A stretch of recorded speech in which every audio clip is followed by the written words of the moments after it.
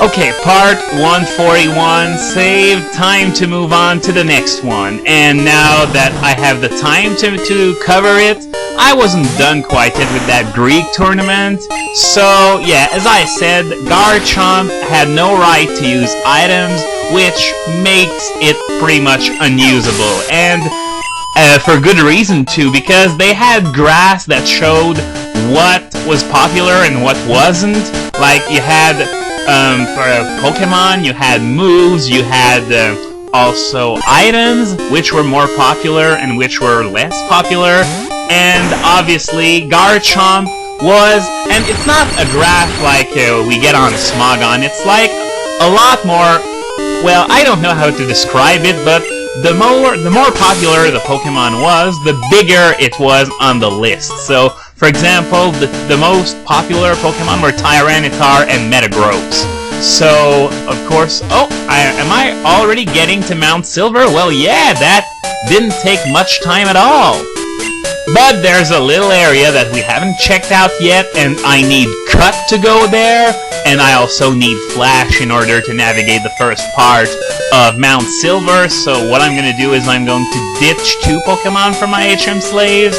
I'm going to take away Raikou, okay, and I'm also going to take out, Suicune. So now I'm going to take my HM Slaves, and it's not a very big area that I have to visit behind those cuttable trees. There's a house and there's a dead end, and no doubt there's an item hidden inside that dead end, so I guess we're going to be checking that out right now. So as I said, Tyranitar and Metagross were the most popular Pokemon in the tournament, and one thing that really jumped out at me was how popular... Okay, we got a phone call from Harry the Hiker on Route 45, and yes, it's for a rematch, of course, but I'm not gonna do it right now because I think you saw the final lineup already. So, here we got that house in Mount Silver. Isn't it a super dangerous area? Okay, what is going on here? What's your secret? You didn't even tell me anything. Unless, of course, this abode is your little secret. It's being a top celebrity. Well, I'd make a joke, but I can't think of a female celebrity with green hair. So, I guess this is where you come in. Give me the name of a celebrity with green hair, female one, obviously, and nope, there's nothing in that dead end. Oh well, interesting. So I'm going to head back to the Pokemon Center and past it inside Mount Silver, the last area in the game. So, anyways, I was about to say, one thing that really jumped out on that graph was how popular Charizard was. The Bulbagarden article mentioned that it was sort of easy to see who was a seasoned veteran and who was more of a newbie. And obviously, when you're using Charizard on a team, odds are you're probably closer to the newbie end of the spectrum. Not that seasoned veterans don't use Charizard, but it's much more common for newbies to use it.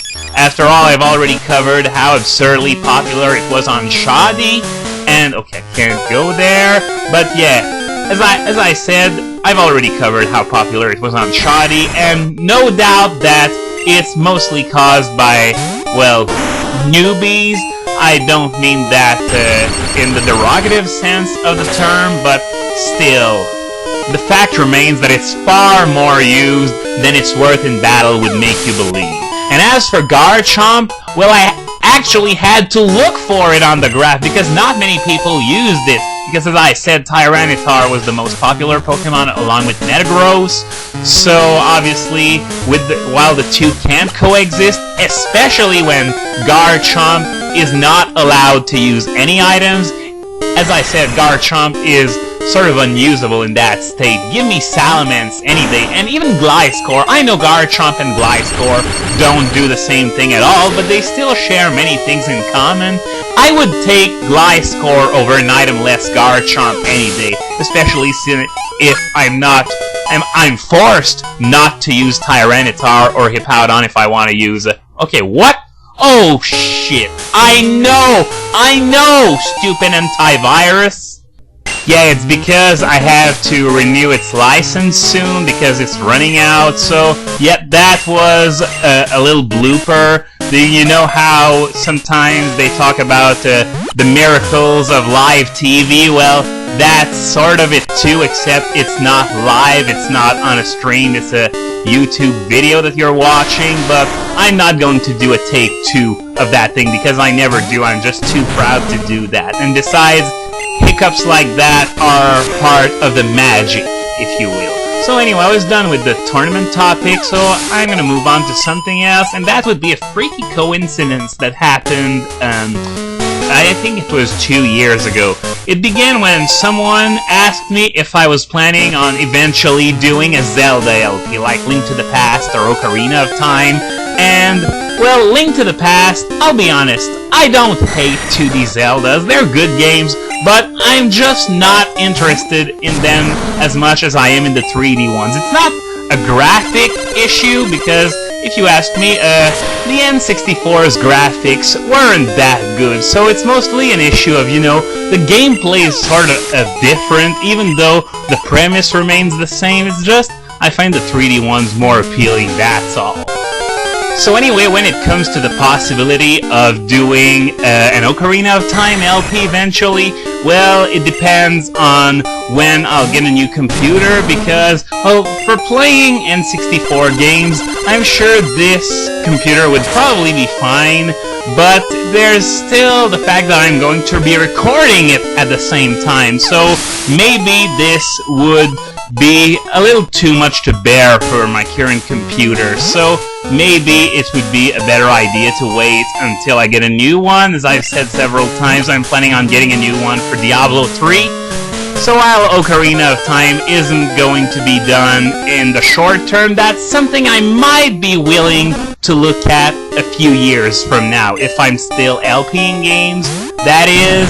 But computers aren't the only problem with this, because you see, as you remember, there was someone who was nice enough to plug my LPs back when I didn't have too many subscribers. If you remember, it was Jamo2000, and one of his LPs was Ocarina of Time. And I don't think he ever finished it, actually. Well, the last thing I saw of that LP was him doing the Spirit Temple. I think he actually completed the Spirit Temple. I honestly don't remember, it's been a while. But anyway, the fact is that I don't think he's ever finished it. So, that's not the point. The point is that it would be sort of dishonorable to do an Ocarina of Time LP, since he did me such a huge favor. So, I'm not gonna do it for now, but that's not to say I'm never gonna do it. So anyway, that's what I responded to the guy, right down to the bit with Jamo, and 1 or 2 days afterwards, guess who would pop up in my inbox but Jamo2000? Remember those individual Pokémon rants that I did all the way back then? As, okay, now this room here, it's just evolved to the max revive, nothing special. There's another one further up this path here. But anyway, in those rants, I mostly evaluated the competitive worth of a Pokémon, or what I expected it would be, since it was very, very early in Generation 4. Well, he's doing sort of the same thing, but covering everything but competitive worth. And they're actually quite funny, so that is going to be my plug of the day. You can find the link in the movie description once I write it up, of course, because, of course, recording the video is the first thing I do whenever I do a new part, because anything can happen in such a video, and it would be stupid of me to write the movie description before actually recording the video, since I don't know what's gonna happen, and there was even that little blooper that happened earlier on, so yeah, that's how I do things, and how any aspiring LPer should do things. So that's gonna be it for today, but make sure to tune in to the next video as soon as possible, because there is going to be a major announcement.